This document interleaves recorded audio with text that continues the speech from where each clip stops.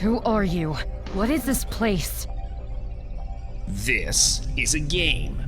An FPS arena, to be exact. An elegant genre from a past age. Ghostware, Arena of the Dead, is a fascinating FPS to say the least, being a story-driven hodgepodge of gaming genres and self-aware nostalgia. Developed by Daev Team and published by Mothership Loudspeakerz, Ghostware combines the gameplay stylings of yesterday's arena shooters with light Metroidvania elements, making for a reality-bending adventure full of meta-humor, conspiracy, and ghosts. Welcome to the nut house, little lady.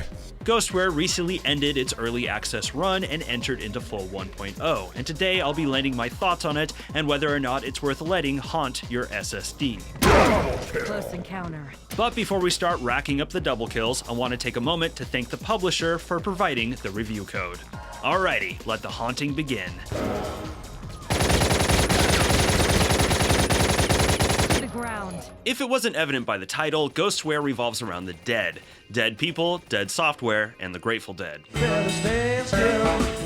Okay, not the Grateful Dead, I just couldn't think of a third dead thing to list, and I'm craving some Cherry Garcia. Peace. You play as Molly, a ghost who by some manner of necromancy and programming has been resurrected as a character within a dead arena FPS. Not all that different from the ones that dominated the late 90s and early 2000s, Quake 3 and Unreal Tournament. A mischievous wizard, behaving like your everyday stereotypical gamer nerd, is responsible for Molly's resurrection, gleefully informing her that she will be trapped in the game forever, battling her fellow resurrected ghosts for his amusement. However, this virtual kidnapping soon has a turn of events, and Molly finds herself in the midst of a bizarre conspiracy, putting her in contact with a mysterious hacker, corporate overlords, and the Grateful Dead. Okay, sorry, I'm done. From there, it's up to Molly and her crew of ghost misfits to traverse this broken virtual realm and find a way to escape. That had to hurt. Visually, Ghostware does a fine job emulating the look of an old-school arena shooter, its graphics being a callback to turn-of-the-century game engines like Unreal Engine 1. And yes, I did just use the phrase turn of the century, and yes, it did make me feel old and weird. Arenas of the game world harken to the dark, grungy aesthetics of the shooters of my youth, with battlegrounds depicted as toxic industrial zones and cold ancient ruins. Blocky in their rendering, but with a decent amount of detail in their architecture. Textures are well painted and clean with just the right amount of pixelation, and the lighting is vivid, bringing the dark, moody atmosphere one would want for deathmatch.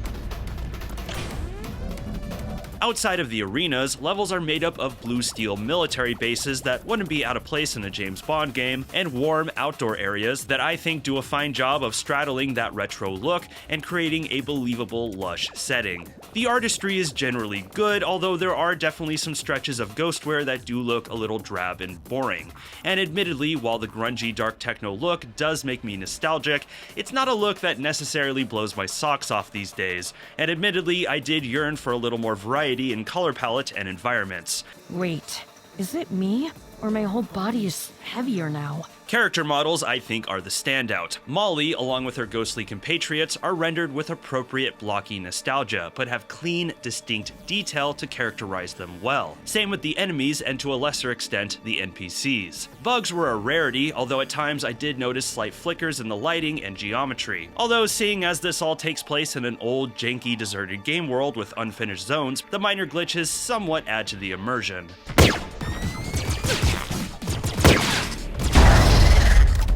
Audio is also solid throughout. The music is largely fast-paced techno, reminiscent of the music of Unreal Tournament, although it does morph into slower, more hypnotic musical tracks that represent the bizarre nature of the fragmented game world. So you're a sorcerer? A wizard. And I summoned you here because this game needs players. Voice acting is fine. While I wouldn't say the performances are bad, they weren't always the most believable. Something is wrong. The air feels heavy. Hey, Mr. Wizard, you know anything about that? No, the air is fine. The map is fine. The undead don't need to breathe, so you're good. And sound design leaves little to complain about. Sound effects for weapons have a good bassy punch to them, environmental sound effects bring appropriate atmosphere to all areas, and the arena sound effects definitely brought me back to the good old days.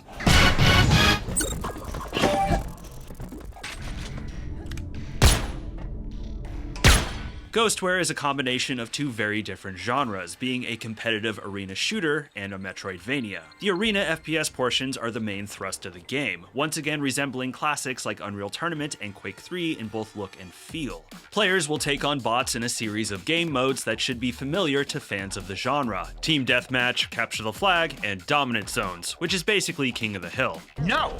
There are zones, none of them is a hill. Okay, dude, chill. In between matches, players can hang in the game lobby, depicted as an actual lobby, where they can chat with their fellow ghosts and return to previous maps to explore.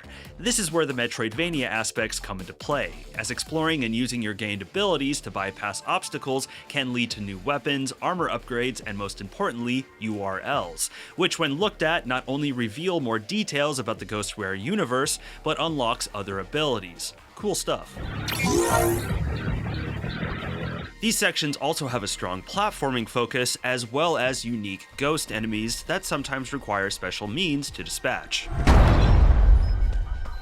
Putting focus back on the arena side of things, it should be noted that the game does play fast and loose with these portions, often interrupting them for story moments and morphing them into more traditional single-player FPS levels, where progress comes from flipping switches and killing bosses. Real quick, there is a dedicated arena mode where players can run matches against bots without interruption.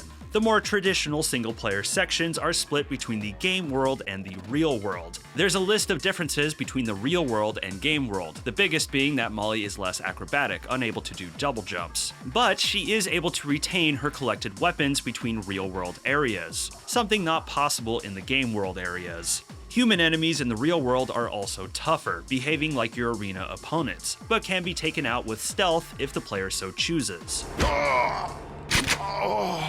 While I found Ghostware's mixing of disparate genres to be a fascinating experiment, overall the experience for me was underwhelming.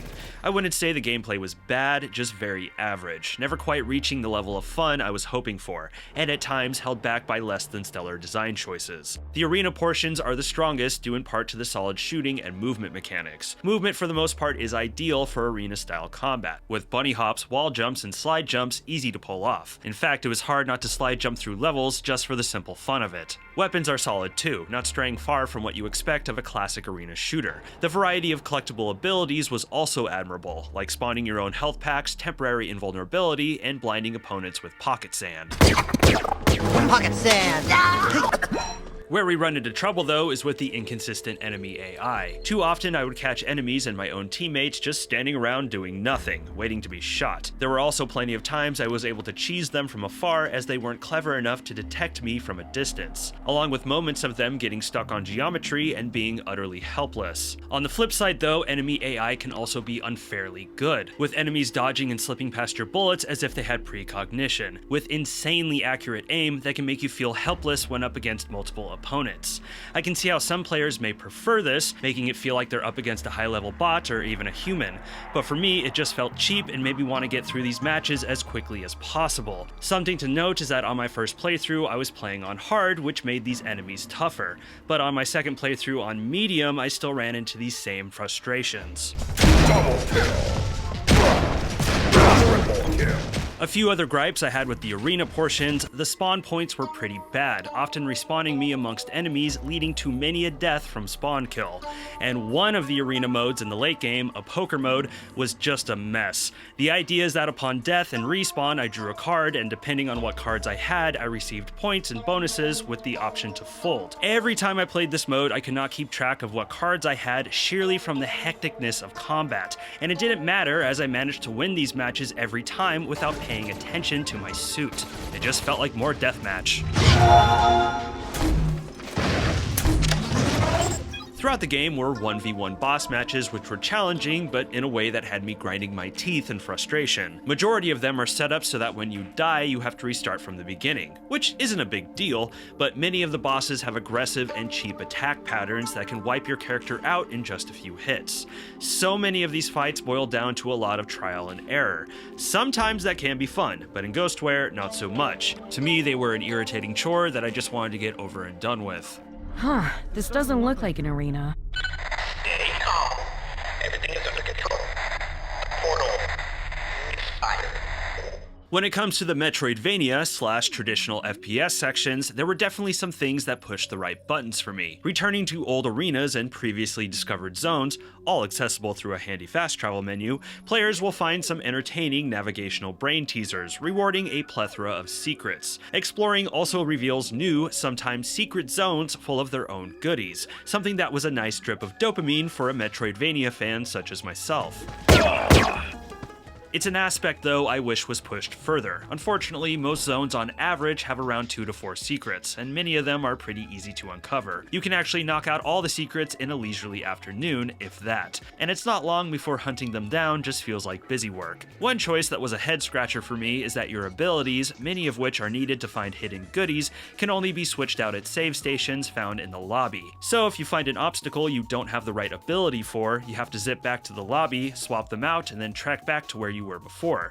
Something to note is that you can only fast travel to the lobbies. It's not like this wastes a ton of time, you can actually get back to where you were before somewhat quickly, but I can't help but wonder why I can't just swap out abilities right there in the options menu. Another thing too is that the ghost enemies inhabiting most of these areas are not all that interesting to fight, boiling down to easy pest types with their bullet sponge spawners. Exploring in the real world areas brings some more challenge with the considerably tougher human enemies. However, these baddies are held back by the same flawed AI found in the arena sections. This also brings up a design choice I found irksome. The quote-unquote arena rules follow you into these portions of the game, meaning when you die, you respawn in the map with your progress maintained. However, any weapons you've collected up to this point will be lost, leaving you with just a pistol. You'll have to track down all the weapons again, which often felt like a waste of time, or just wear down the enemies slowly with the pistol and move on. I'm curious why the devs went this direction because it doesn't do the game any favors.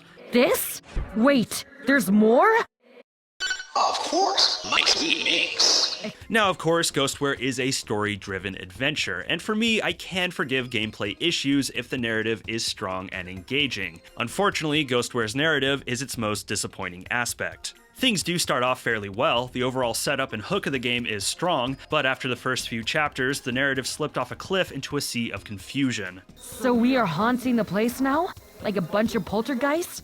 How the fuck is that even possible? To be frank, my first playthrough, I just had a hard time following what was going on, with my understanding of the main conflict and stakes murky at best. Plot development seemed to happen at random with little explanation, and what explanation there was came from a jumble of loopy dialogue in the background of gameplay. After the ban on real-life blood sports, Galactomax started developing digital adaptations.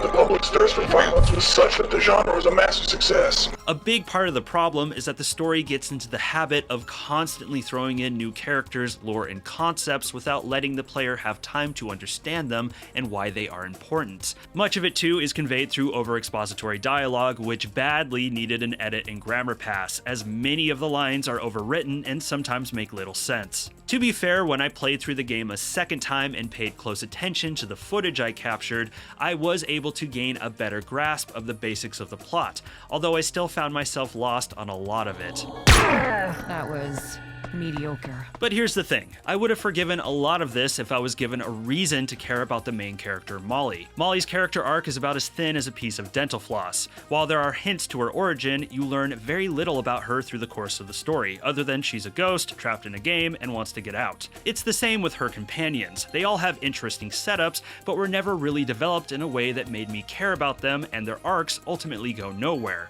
or at least nowhere meaningful. Molly is basically a glorified vehicle for the plot, which the game does poke fun at. Wait. Why do I only keep asking questions? I feel like a plot device now. How inquisitive of you.